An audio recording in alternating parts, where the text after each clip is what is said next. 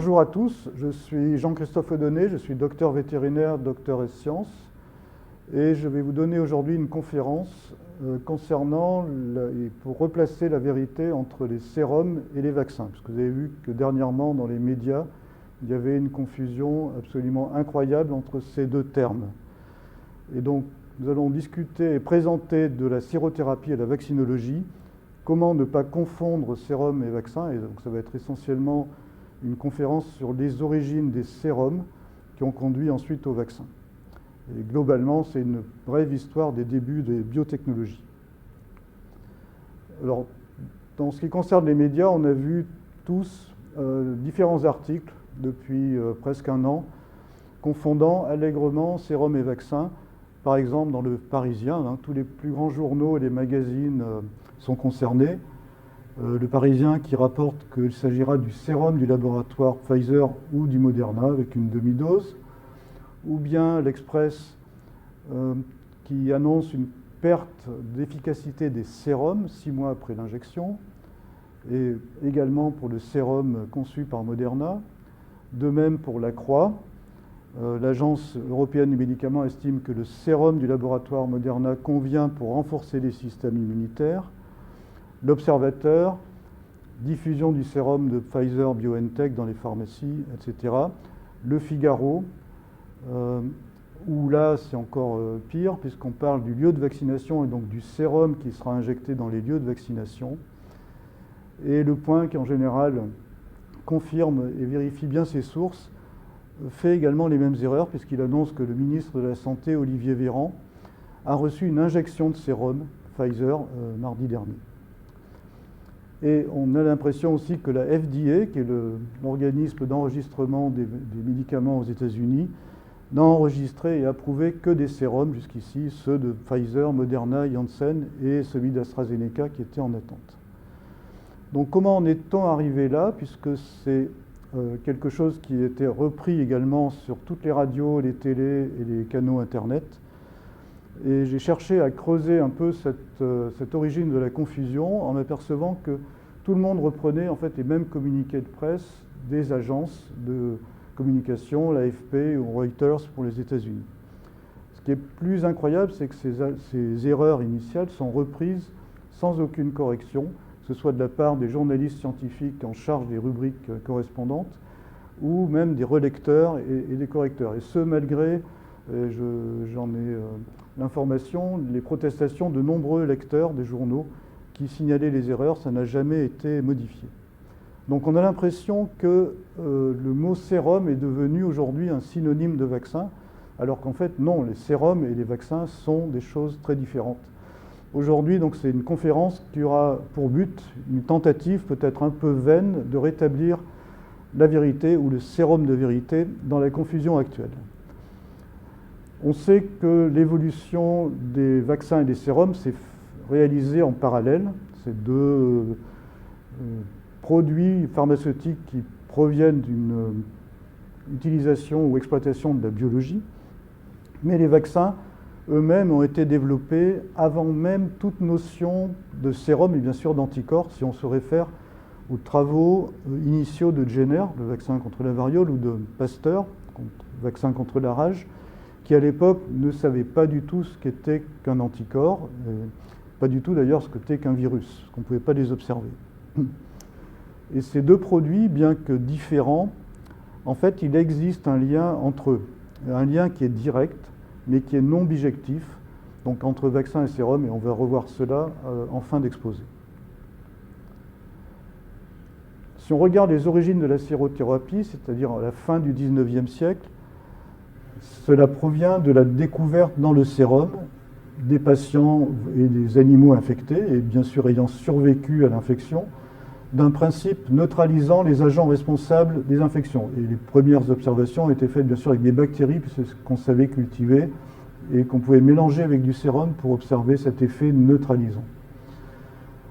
Donc ce principe neutralisant a été appelé le facteur humoral, et ce facteur humoral s'est retrouvé au centre d'une controverse à l'époque entre la théorie humorale et la théorie cellulaire, qui voulait expliquer l'immunité de façon exclusive Et donc il y a eu des tenants, des deux théories qui sont un peu battues. Aujourd'hui, on sait que ça n'est pas vrai, puisque la protection, et donc notre immunité, est une composante à la fois des anticorps et de la réponse cellulaire. Et c'est jamais blanc et noir. On retrouve toujours les deux composantes à des degrés divers selon le type de pathogène, mais les deux travaillent de concert. Par contre, les sérums ont été les premiers outils qui ont pu être utilisés comme outils anti-infectieux et comme thérapeutiques. En particulier en santé animale, pour la fièvre afteuse, et ça c'est des travaux de Marcel et Charles Mérieux, également pour le rouget chez le porc, et puis d'autres maladies comme on le verra aussi plus tard. En santé humaine, la grande aventure du sérum et des traitements anti-infectieux à base de sérothérapie a commencé avec la diphtérie chez l'enfant, et ensuite le tétanos. Et puis c'est surtout l'impact des guerres, en particulier bien sûr la guerre de 14-18, qui a créé des besoins énormes pour traiter les infections gangréneuses qui survenaient chez les blessés dans les tranchées. Et d'une manière non anecdotique, en fait, il faut savoir que tous les grands acteurs de l'industrie biologique qui aujourd'hui développent et fabriquent des vaccins ont tous débuté leurs activités par une activité de production de sérum sur animaux pour distribuer dans les hôpitaux et chez les médecins. Alors, comment ça s'est passé? Quels sont les grands noms de la sérothérapie? De manière très résumée, mais surtout par ordre chronologique. Il y a eu deux groupes en fait, de personnes et de scientifiques qui ont amené cette révolution qu'a été la sérothérapie. Le premier groupe, c'est ce que j'appelle le gang des Émile, avec Émile Roux, donc de l'Institut Pasteur, collaborateur direct de Louis Pasteur, qui est né à Confolens, c'est-à-dire à 55 km de ma maison de famille, et qui est décédé à Paris en 1933. Et le deuxième Émile, c'est un Allemand, Emil von Behring, avec son collaborateur Shibasaburo Kitasato, qui lui a découvert le principe de base du transfert de l'immunité passive par le sérum. Et le deuxième gang, c'est celui des vétérinaires, dont on peut être très fier, surtout des vétérinaires français, avec Gaston Ramon, également de l'Institut Pasteur, et on verra tout ce qu'il a amené dans la science biologique, et puis Emmanuel Leclinch, donc de l'école vétérinaire de Toulouse, et surtout le fondateur de l'Institut de sérothérapie de Toulouse, qui a développé toute une gamme de produits pour traiter les animaux avec des sérums. Donc on retrouve les sérums contre le rouget, les sérums anticlostridiens et les sérums polyvalents antigangréneux par exemple. Alors c'est Emil von Behring et Shibasaburo Kitasato qui ont les premiers démontré et publié qu'une dose non létale de toxines diphtériques, on ne savait pas atténuer ou inactiver les toxines à l'époque, mais on pouvait les administrer en petite quantité, une mitridatisation raisonnée, que cette administration progressive de quantité croissante de toxines chez les animaux de laboratoire, souris, mais en l'occurrence à l'époque c'était des lapins, protégeait de l'administration ultérieure d'une dose létale. Et donc, on établissait ainsi une sorte d'immunisation, et donc cet état d'immunité pouvait être transféré par le sérum. C'est-à-dire qu'on injecte du sérum à des animaux naïfs, et les animaux naïfs vont être protégés contre une injection de toxines à une dose létale. Et donc c'est Behring et Kitasato qui ont démontré les premiers que les facteurs humoraux, les principes neutralisants, appelés également antitoxines, qui étaient contenus dans le sérum, avaient la capacité de traiter une maladie, tout d'abord le diphtérie, puis ensuite ça a été étendu au tétanos. Et la tradition, alors, non vérifiée, me rapporte que le premier enfant guéri du croup, qui était le nom de l'angine diphtérique chez les enfants à l'époque, jusqu'à les années 50, c'est un mot qui a été utilisé, donc par du sérum antidiphtérique, le fut à Noël 1891, c'est-à-dire il y a exactement 130 ans. Et en 1892, donc ces deux scientifiques ont démontré que le transfert de l'immunité est complètement confirmé en utilisant plusieurs modèles, et donc ça établit la nouvelle discipline de sérothérapie ou sérothérapie en français. Donc c'était la démonstration de la présence de facteurs humoraux dans le sérum de patients convalescents, mais également, ça a été montré, c'est des espèces domestiques, hein, des espèces vétérinaires, et donc le début d'utilisation de ces sérums pour traiter de nombreuses autres maladies, essentiellement bactériennes ou des maladies à base de toxines. Et en 1901, le couronnement de ces travaux, c'est von Behring qui a reçu, mais seul, hein, c'était une grande injustice pour Kitasato, le premier prix Nobel de médecine pour sa découverte du sérum antidiphtérique et le principe du transfert de l'immunité passive. Ensuite, on voit l'effort de l'école française contre l'école allemande. Si vous vous souvenez, Pasteur s'est battu au niveau scientifique contre Koch pour le principe de la microbiologie. Là, on arrive dans la sérothérapie. Et donc, c'est Émile Roux, en fait, qui a été le premier à avoir identifié que la diphtérie était due à une toxine, donc à la toxine diphtérique. C'est les travaux qu'il avait réalisés avec Yersin. Il recherche alors un moyen de produire des quantités importantes de sérum parce que lui voit l'intérêt thérapeutique dans les hôpitaux pour traiter tous les enfants qui étaient atteints de diphtérie. Et donc il choisit avec son équipe d'immuniser des chevaux, parce que c'était l'espèce la plus répandue, la plus accessible dans les grandes villes, et en particulier à Paris. Et il a réalisé le premier essai clinique d'une sérothérapie à taille vraiment importante. Et donc ça a été fait avec du sérum équin et c'est aussi un exemple d'une seule santé dont on reparle aujourd'hui. Et en 1894, donc 2 ans après les travaux de démonstration du transfert d'immunité par Behring, l'équipe de Roux publie des résultats absolument spectaculaires obtenus à Paris, donc dans 2 hôpitaux, Trousseau et l'hôpital des enfants malades, où les enfants traités avec le sérum avaient 76% de survie alors que ceux traités de manière classique, donc le groupe témoin, n'avait que 40%. Donc cet effet de publication a été considérable, c'est absolument une révolution thérapeutique et médicale qui s'est enclenchée alors. Et il faut donc produire d'énormes quantités de sérum de manière quasi industrielle, et non seulement le sérum, mais aussi garantir qu'il y a une activité pour chaque lot de sérum. Et donc c'est le début aussi des standardisations, du conditionnement, du titrage, de techniques de calibration du pouvoir neutralisant des anticorps. C'est un peu le début des biotechnologies parce que ce sont des critères de qualité qu'on connaît aujourd'hui dans tous les domaines de la biotechnologie qui ont été initiés avec l'arrivée de ces sérums et surtout les besoins croissants de sérothérapie. Et donc tout ça, de fil en aiguille, a été la naissance des industries biotechnologiques. Troisième nom important, c'est donc Gaston Ramon, docteur vétérinaire. Lui, il a développé, pour les besoins de production de sérum, la science, on pourrait plutôt dire l'art, parce que c'est de l'artisanat, voire la cuisine, même la tambouille, des adjuvants.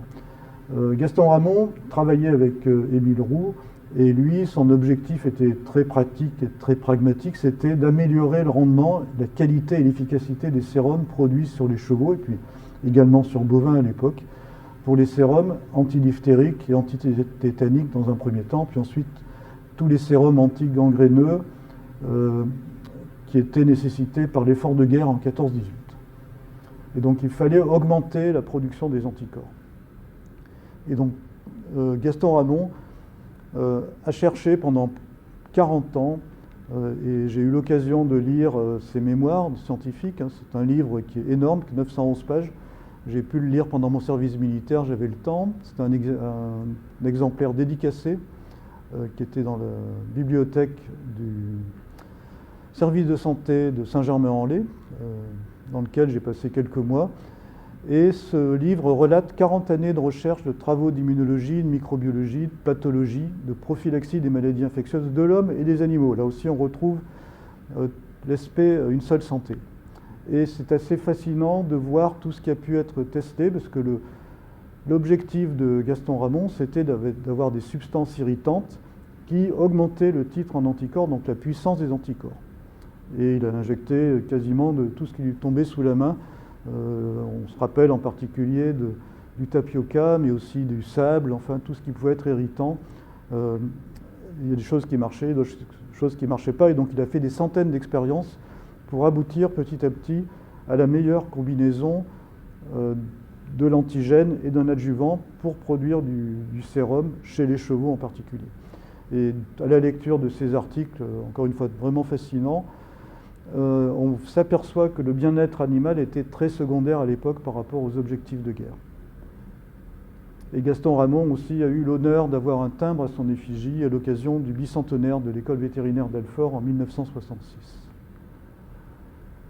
Donc pour produire des sérums, il faut administrer un antigène, donc qui était souvent, on l'a vu pour la diphtérie ou le tétanos, une toxine, mais ça peut être aussi des venins.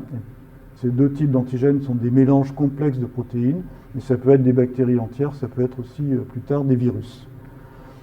Et von Behring et Roux, qui ne connaissaient pas l'inactivation des toxines, ont commencé par ces immunisations raisonnées, donc cette sorte de mitridatisation des animaux, résultant d'injections répétées avec des quantités croissantes de toxines ou de venins. Le principe est toujours le même. Et puis ensuite, on fait des saignées régulières pour récolter le sérum, titrer l'anticorps, c'est-à-dire mesurer la puissance du sérum pour la neutralisation de l'antigène utilisé. Et ensuite, c'est ce qui servait au début à traiter les enfants ou les personnes atteintes de tétanos. Gaston Ramon, en plus de l'adjuvant, a été instrumental dans la découverte de l'inactivation et de l'atténuation des toxines par l'action conjuguée du formol et de la chaleur. C'est lui qui a inventé quasiment le système d'anatoxine, donc pour rendre inoffensifs les toxines diphtériques, tétaniques, clostridiennes, par l'action du formol. Et suite à cette atténuation, donc on a obtenu les anatoxines, et le terme a été ensuite utilisé par analogie, on peut le dire, aux anavenins et même aux anavirus, un terme qui a été utilisé jusque dans les années 50. En parallèle, les progrès dans les techniques de biochimie ont permis de purifier de mieux en mieux les toxines et surtout les anatoxines, et donc ça a permis de faire des vaccins ou des préparations de plus en plus pures et donc de plus en plus tolérables par les animaux pour l'immunisation. Donc combiné avec les adjuvants optimisés par Ramon, on a pu améliorer le système d'immunisation très très vite à partir des années 30. Et avec ces deux ingrédients, les antigènes purifiés et puis bien sûr les adjuvants, bien sûr, il n'y avait qu'un seul pas à faire pour aboutir au vaccin. Et donc c'est là où on voit la relation directe entre les travaux de la sérothérapie et le début de la vaccinologie. Alors, pour produire des sérums, il faut, et surtout en quantité industrielle, comme au début du XXe, il faut utiliser de préférence des grandes espèces, à cause du volume du sang et du sérum qu'on peut récolter, et bien sûr des espèces les plus dociles possibles et les plus abondantes. Donc ça a été le cheval qui a été l'espèce de choix, avec pas mal de chance, parce qu'en plus ce cheval répond naturellement bien avec des titres anticorps très élevés à beaucoup d'antigènes. Mais on a utilisé aussi les bovins, en particulier pour des applications en santé animale, et puis au fil du temps, selon les spécificités des anticorps qu'on recherchait, et selon les besoins du pathogène, enfin le type de pathogène, on a pu utiliser des moutons, des chèvres, des lapins aussi, qui ont des caractéristiques biologiques très particulières pour leurs anticorps, qui sont extrêmement puissants. Alors même si le volume de ces animaux n'est pas très grand, la qualité des anticorps est unique, et on verra qu'il y a encore des applications de nos jours avec ces animaux. Les chiens, en particulier les grands chiens, les anglo-français, pour l'application en santé animale. Et puis aujourd'hui, on utilise aussi de plus en plus des camélidés, donc dromadaires, chameaux, lamas, alpagas, vigognes, parce que ces animaux ont des anticorps d'un type très particulier qu'on va revoir tout à l'heure, les anticorps à simple chaîne. Donc en parallèle de cette production, donc sur les animaux, des animaux de grande taille et dociles, parce qu'ils étaient injectés de manière répétée, puis surtout récoltés de manière répétée, il a fallu développer les tests analytiques pouvant décrire les critères de qualité des sérums produits. Et on faisait ça au début par l'utilisation des animaux, donc une technique in vivo. On prend le sérum, on fait des dilutions du sérum, on mélange avec une quantité fixe de toxines et on réinjecte à l'animal, que ce soit des souris ou des lapins, et on observe si l'animal est malade, meurt ou pas. Donc ça veut dire, à partir de telle dilution, la toxine est neutralisée par le sérum, et c'est cette dilution ultime qui va neutraliser la toxine, qui va définir le titre du sérum, et donc on peut calibrer les lots entre eux, ou les calibrer et donner toujours et distribuer des sérums qui ont toujours le même titre.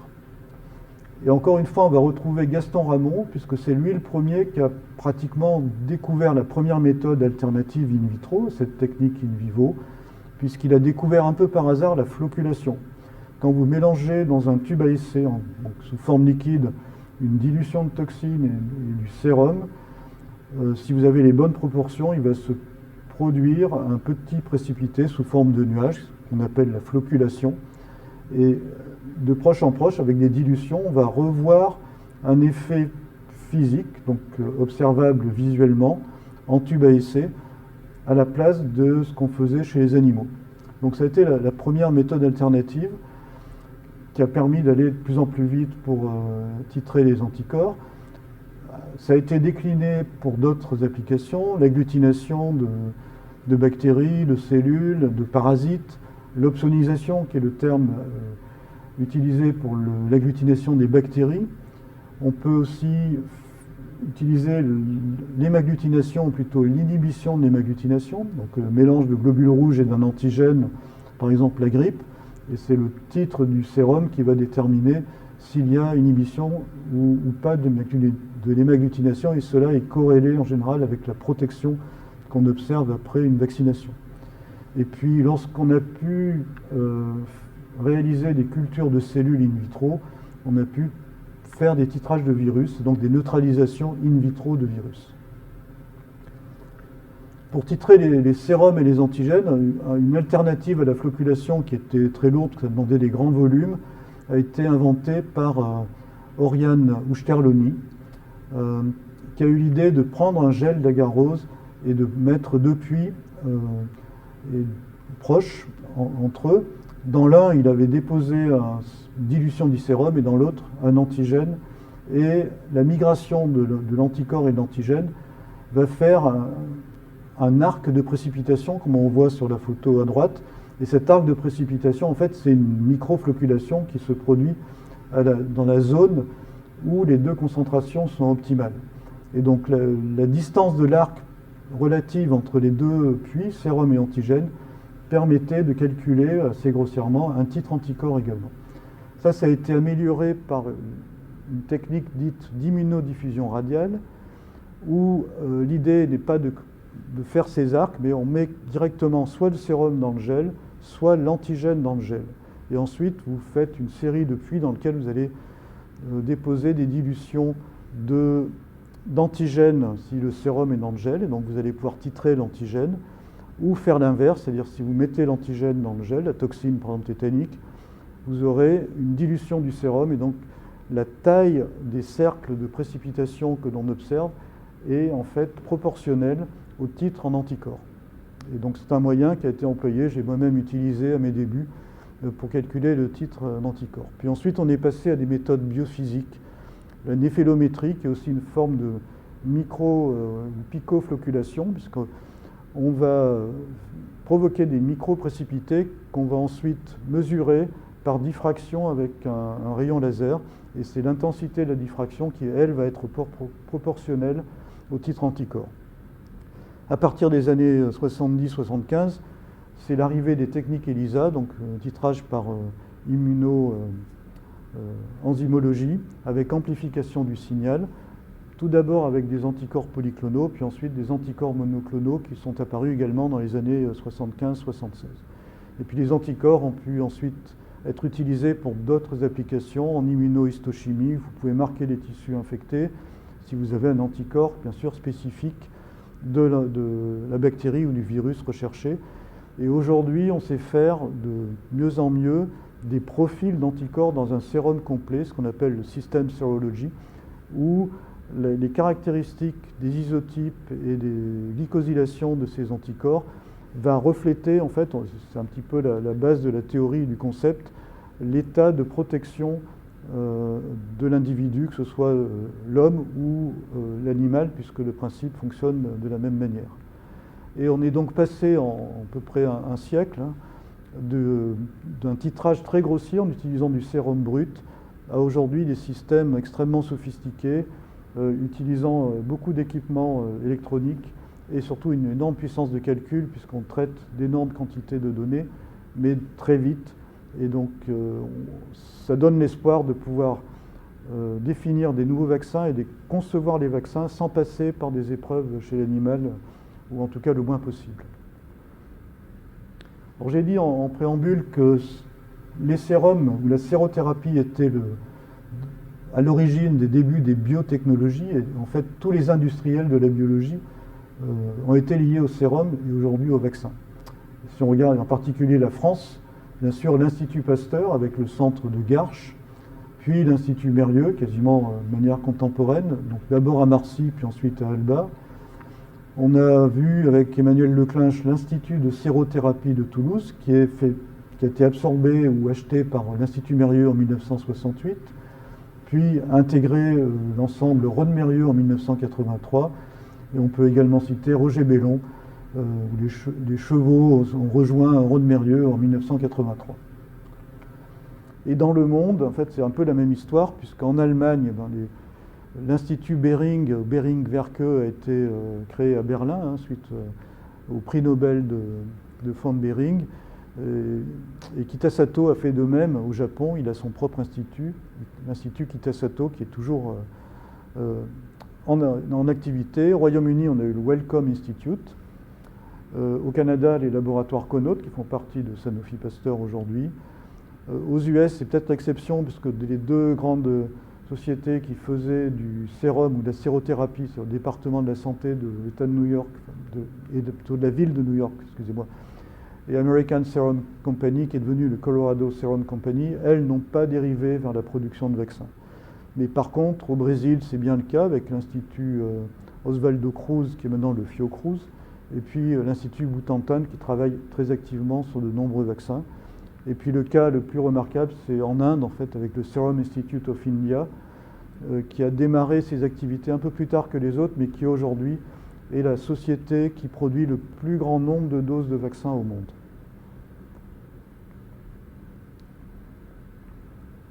Alors maintenant, l'évolution des sérums et des anticorps comme produits pharmaceutiques. On a vu qu'on est parti d'un concept qui était très flou, c'est-à-dire la présence dans le sérum de ces principes neutralisants, qui n'étaient pas du tout décrits. On observait indirectement par la floculation ou par les arcs de Sterloni. Donc c'est que plus tard, dans les années 50, lorsqu'on a pu fractionner les sérums et analyser les protéines, qu'on s'est rendu compte que les anticorps appartenaient à la classe des immunoglobulines. On a pu ensuite purifier ces immunoglobulines, donc ça a été déjà un très gros progrès. Et aujourd'hui, on utilise des immunoglobulines fractionnées, c'est-à-dire qui sont digérées enzymatiquement, pour ne garder que la partie la plus noble, c'est-à-dire la partie qui va vraiment se fixer sur le pathogène et donc va le neutraliser. Un grand pas en avant a été fait en 1975, je citais les anticorps monoclonaux. Ça a été la découverte de George Köhler et de César Milstein. Et puis en 1993, une équipe belge, Amers Casterman et son mari, ont découvert dans la présence chez les camélidés de ces fameux anticorps simple chaîne, et qui a conduit aussi aux nano-anticorps. On a vu qu'il y a des fractions FAB pour les immunoglobulines classiques. Si on prend l'équivalent des anticorps simple chaîne, on a ce qu'on appelle un nano-anticorps qui est très très petit, mais qui fonctionne très efficacement. Et ça, c'est répandu chez tous les camélidés, donc dromadaires, vigognes, lamas, bien sûr. On a vu en septembre, octobre dernier, beaucoup de communiqués de presse sur l'histoire de Fifi, le lama qui était en Hollande, qui a permis de produire un anticorps monoclonal anti-SARS-CoV-2 extrêmement puissant et polyneutralisant, probablement pas contre Omicron, mais contre tous les variants précédents. Et cette classe d'anticorps simple chaîne, ou leur équivalent, existe aussi chez les requins, et ce sont des travaux en cours pour développer aussi de nouveaux types d'anticorps. Mais au-delà des anticorps qui proviennent de la biodiversité, on peut faire aujourd'hui de la diversité in vitro. On a des banques de gènes, d'anticorps qui sont clonés, qu'on peut faire varier de manière génétique, in vitro ou in silico. Et de même, on arrive aussi à faire des protéines artificielles, des ligands synthétiques, donc semi-synthétiques comme les anticalines, les afitines, ou carrément des protéines complètement conçues sur ordinateur pour obtenir une biodiversité. Et on fait ensuite du criblage in vitro avec des robots pour trouver les bonnes spécificités. Donc c'est aussi une manière d'accélérer la recherche et surtout la vaccinologie, parce que les anticorps se trouvent toujours au centre du développement des vaccins. Une grande question qui est toujours restée, c'est quel est l'avantage ou les désavantages des sérums par rapport aux anticorps monoclonaux. Donc, les sérums sont des anticorps polyclonaux, et on s'aperçoit que malgré l'importance croissante des anticorps monoclonaux dans beaucoup de domaines, en particulier en cancérologie aujourd'hui, c'est un outil de choix, les sérums polyclonaux purifiés sont toujours largement utilisés pour des applications très spécifiques. Et ça, c'est l'intérêt de la polyvalence par rapport à la clonalité. Parce que lorsque la cible à neutraliser est de nature complexe ou inconnue, type des venins, d'araignées, on ne sait pas exactement ce qu'il y a dedans, la seule manière d'être efficace, c'est de pouvoir immuniser contre ce mélange. Et donc là, on est sûr d'avoir une action complète. Ce qu'on ne peut pas obtenir avec un monoclonal, puisque pour un monoclonal, il faut absolument connaître très précisément la cible, ce qui n'est pas toujours le cas. Et donc, ces productions des anticorps polyclonaux, ça a été surtout chez nous l'héritage ou les héritages de Marcel et de Charles Mérieux. Donc Charles Mérieux a connu directement Émile Roux en très peu de temps, un an, parce que Émile Roux est mort en 1933, et Gaston Ramon, parce qu'il a fait le grand cours à l'Institut Pasteur en 1932. Et Charles Mérieux, à Lyon, a été à l'origine de plusieurs productions qui sont encore actuelles. Le premier point, c'est le sérum anti-lymphocytaire, produit sur lapin, qui est toujours produit aujourd'hui par Sanofi Lyon Genzyme Polyclonals. Il y a des milliers, voire des dizaines de milliers de lapins qui sont utilisés pour cela. C'est un produit qui est toujours en croissance. Donc on immunise les lapins avec des thymus provenant de la chirurgie chez l'homme. Et ça permet de produire un sérum qui est ensuite utilisé dans les leucémies chez l'enfant et les atteintes du thymus chez les enfants et chez les adultes. Fabentech, qui est aussi une spin-off de Sanofi Pasteur, produit sur chevaux des sérums particuliers pour des pathogènes qui sont très graves et qui sont surtout sans thérapeutique et sans vaccin. Donc ça s'adresse essentiellement à des marchés de défense nationale et de protection civile en France et à l'étranger. Donc toujours une société qui est également toujours basée à Lyon. Et puis Sanofi Pasteur continue son activité de production de sérums antivenimeux, donc contre les venins de serpents, d'araignées, de scorpions, de méduses, etc. Toujours sur chevaux. Et donc Sanofi Pasteur le fait, mais également d'autres industriels spécialisés dans le monde. Et si on se rapporte, ou si on revient, fait un petit retour en arrière au début de la sérothérapie à Lyon, donc l'Institut Mérieux et puis l'IFA Mérieux, on voit ici une photo prise à Marcy. Donc les productions se faisaient sur la ferme de Marcy. Marcy était une ferme à l'époque, ce qui paraît un petit peu étonnant quand on voit le nombre de bâtiments qui existent. Les chevaux sont restés très longtemps à Marcy, puis ensuite ont été transférés à Alba-la-Romaine, en Ardèche, avec les chevaux venant de Pasteur Vaccin et puis de Tours pour Gébelon. Et Charles Mérieux, lui, a développé d'autres activités autour du sérum, mais surtout, il a commencé ses activités autour de la fièvre afteuse, qui était son grand dada, par la production d'un sérum anti-afteux, suite à l'hyperimmunisation du bœuf avec un vaccin Schmidt-Vallée-Waldmann, qui est un vaccin inactivé. On voit ici l'article qui est paru dans le bulletin de l'Académie vétérinaire de France en 1949. Donc les co-auteurs, c'était Charles Mérieux, Henri Girard et Czesław Makowiak, qui ont aussi été à l'origine de la production du premier vaccin contre la fièvre afteuse.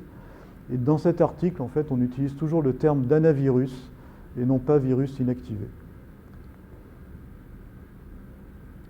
Et de manière plus aussi anecdotique, et je remercie René Piroir pour m'avoir fourni ces documents récemment que j'avais perdus,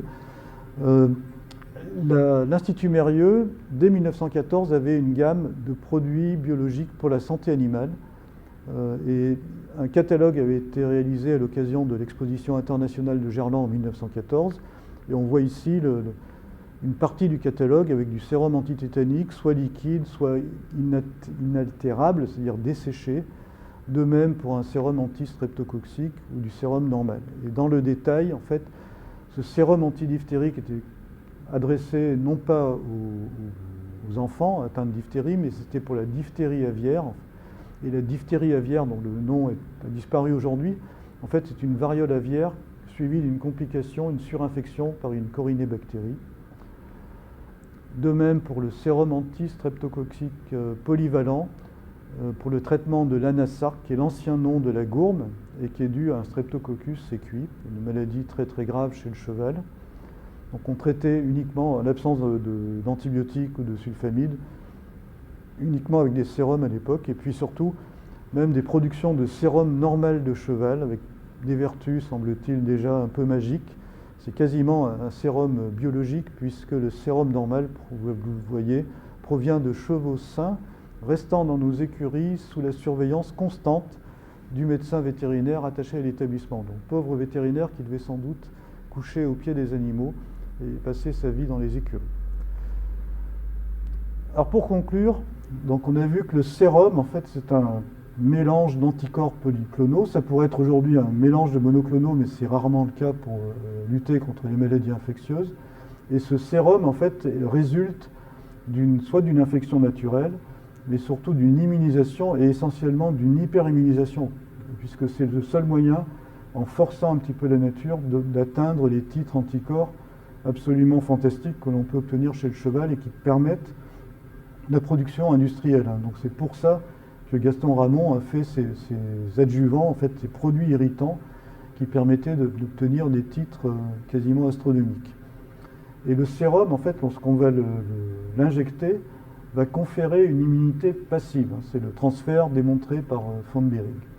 Et cette immunité passive, en fait, c'est une protection qui est immédiate, puisqu'elle agit dès l'injection, ou quelques heures après, mais elle va être de durée limitée, parce que, bien sûr, tout ce qui est biologique, tout ce qui est protéines, il y a une disparition progressive et naturelle qui se fait suite au métabolisme des animaux ou des personnes. Donc il y a ce qu'on appelle une demi-vie du traitement, et donc si on veut traiter de manière efficace pour des maladies assez chroniques, de quelques semaines, on est obligé de réadministrer régulièrement du sérum. Le vaccin, par contre, lui, il va donner une immunité active et durable, parce qu'il va donner une mémoire immunologique. La mémoire est associée à la vaccination, ça c'est le grand intérêt du vaccin. Par contre, la protection va s'installer plus ou moins vite, en fonction du type de vaccin, en fonction du pathogène ciblé aussi, en fonction de l'espèce, l'adjuvant, etc. C'est une résultante qui est assez complexe, mais ce qu'il faut retenir, c'est que c'est beaucoup plus lent, et il faut souvent 2 injections, voire 3, voire 4, comme on le voit actuellement avec la Covid-19. Donc on a bien cette relation non bijective entre les deux termes, les deux produits. D'un vaccin, on peut aller vers un sérum, mais on ne peut absolument pas revenir ou aller au vaccin en partant du sérum, en tout cas pas directement. Et donc sérum et vaccin ont des histoires parallèles, quasiment depuis le début, en tout cas depuis le milieu du 19e siècle. On a vu qu'un sérum peut être produit avec un vaccin, ou quelque chose qui ressemble très fort à un vaccin. C'est un vaccin qui est très concentré, qui est utilisé pour les hyperimmunisations. Mais en aucun cas, une vaccination ne peut être produite par un sérum. Ça, c'est très très clair, pour nous, en tout cas scientifiques et vaccinologistes. Et c'est contrairement à ce que nous disent, ce que nous serinent et ce que nous répètent les médias à longueur de journée. Donc j'espère que le message va être retenu. Et la sérothérapie, donc l'utilisation des sérums en médecine infectieuse, à la fois en santé animale et puis en santé humaine, et surtout un bel exemple du concept une seule santé, puisque les sérums ont toujours été produits sur des animaux domestiques. Donc là, on voit l'intérêt, et c'est une remarquable illustration de la devise de Charles Mérieux sur la médecine sans frontières. Donc en conclusion, sérum et vaccin sont par nature deux produits pharmaceutiques très différents. Et je veux remercier maintenant les médias et surtout les enseignants de ne plus les confondre parce que ça entraîne trop de confusion. On doit absolument redonner à César ce qui est à César. Donc aujourd'hui aucun sérum n'est utilisé dans la Covid-19, il n'y a que des vaccins. Donc c'est vraiment un abus de langage de confondre les deux termes et un abus, en fait, une déformation scientifique. Donc, je vous remercie pour votre attention et j'espère que vous allez porter ce message de ne plus confondre sérum et vaccin. À bientôt pour une autre conférence du jeudi.